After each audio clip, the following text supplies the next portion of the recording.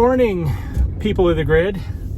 It's Tuesday lunchtime. I'm taking a break. I've got business clothes on and I've got my redneck coat on because it's chilly outside.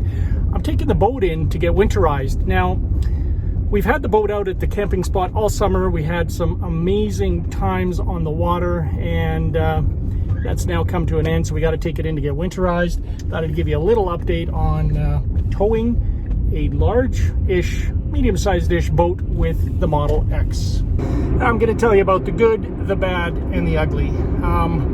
First of all, let's start with the bad and the ugly. The ugly, I guess, is that there's a key feature that you lose when you're towing anything that has electrical with the Model X. What I lose is autopilot. I still get cruise control, so it'll still do the spacing and maintain a speed on the freeway or the highway, but it won't drive the vehicle by itself. It's a safety thing, I guess. Tesla built that in so that, you have to be paying attention all the time instead of just some of the time. Probably a good thing. So that's I guess what I would call the ugly. I think there's no reason why the car couldn't, maybe reduce speed, maybe 10K or 10% under the speed limit when you're towing, and just happily do the autopilot thing then. I think we'll see that in the future at some point. At least that's what I'm hoping for. The bad is basically range. Now, it's kind of bad and good. Kind of bad and good, I guess. The bad about range, quite simply, is regardless of what you're towing with, whether it's a gas vehicle, a diesel vehicle, or an electric vehicle, you are going to have an impact on your range due to towing, especially based on how much the item you're towing weighs. The boat that I'm towing behind me, fully wet, which means full of gas, is about 4,800 pounds, give or take. So that's approaching the maximum of what you can tow with the Model X, which is 5,000 pounds. It's fine, you don't even feel it back there, but what you do notice is that you lose range. Typically with the Model X, when we're towing, we don't go super easy or soft, we just drive like we normally do. We drive the speed limit, which is what we're allowed to do when we tow here in Canada, which is about 110 kilometers an hour. When you do that, your range drops guaranteed by half. In fact, probably by, I'd say even a little more than half. I'd say about 60%, because if you factor in wind, my tires, they're not optimal. I didn't have a compressor. Well, I did, but I didn't bother to inflate the tires fully. So all of those little things, the wind, the weather was cold and chilly, so that has an impact on battery. So I'd say about 60% reduction. But we were able to go from the lake all the way to our house, no problem. We actually stopped in the small town of Okotoks to get a tiny bit of a charge because we didn't charge the X to 100%. We should have done that. But other than that, we got home just fine. Now, the good. The good for us turns out to be a benefit because of one of the bad items, which is that range reduction. See, if we were to tow the boat back to our home from the lake using our truck, that cost, because to fill up our truck, it's about $120, $125 from completely empty to completely full. That's what it costs in fuel. That's Canadian, $120. To drive it back from the lake would chew up almost half a tank. So let's say $50 worth of fuel would be used in getting the boat from the lake to the house. It's going to get winterized here. I got to go from the house to the boat place, then from the boat place back to the house, and then from the house back out. So all round, a fully round trip would probably be a full tank of fuel, which is about that $120 of gas, which is a lot of money. When we do that with the Model X, the total cost to us, which we charge at home and we charge at the campsite, is something like $15. It's less than $15. It's more like 14 or 13 something. Not bad at all. $13 versus $120. So from that perspective, love towing with the X, and that's an incredibly good thing. It tows it like a champ. Like it's got a very sure footing in the vehicle in the Model X because it's so heavy as well. It's heavier than the boat, which means it's not getting swayed around at all. It's the boss here, and it's easy to tow. What can I tell you? There's really nothing to it. Anything lighter than this just gets easier and easier. If you need to eke out more range, you slow down or you go to a charger.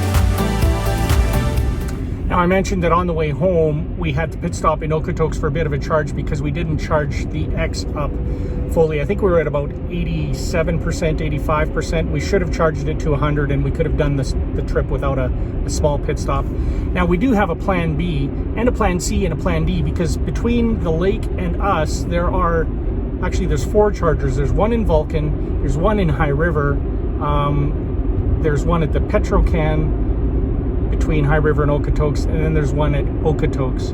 So there's 4 potential stops that we could have charged at. We were going to stop at the Petro-Canada where they have CHAdeMO chargers. We didn't have our CHAdeMO adapter. We thought that's okay. They have J1772. Turns out they don't. They have 2 electric charge stations. They support CHAdeMO, which is the high-speed charger that many electric vehicles use. And then they have CCS, 2 of those, which is, again, another high-speed format that many of the newer electric vehicles use. It's popular in Europe. No J1772, which every single vehicle that was made, before in the last, I'd say 10 years, pretty much has a J1772. So we went to the Petro-Canada thinking we'd get a quick charge there. Didn't happen. And then we had to roll into the town of Okotoks. So we rolled in on with a couple of electrons left. I think there was about, I'd say 10 miles of range left, 15 kilometers-ish. So, not bad. A little stressful when you're towing. You don't want to get anywhere close to zero when you're towing because conditions can change, the road gets wet, wind picks up, you'll blow through that range in no time. So always have a backup option, plan A, plan B, plan C, plan D. And of course, plan E was we have a truck that we could tow ourselves home with if we needed to, but you don't want to do that. All right, so on my way to drop off the boat, I got to get back home before my lunch hour is over, kick into the afternoon on a Tuesday, and we're just continuing through our week.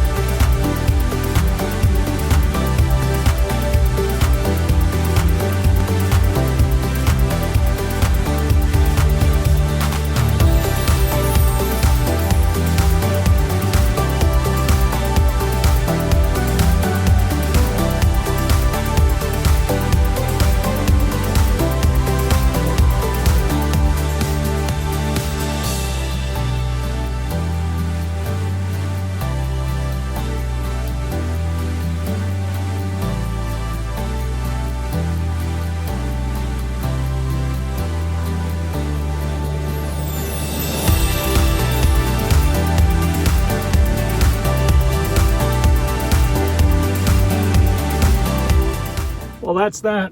Got the boat checked in, keys dropped off. Next time I see the boat, it's going to be all wrapped. It's going to be winterized. It's going to have an oil change. We got a couple of little things like reflectors that have fallen off. One of my backup lights doesn't turn on. That stuff will all be fixed, and then we park it. We park it for the whole winter, and it waits for us until summer kicks in next year.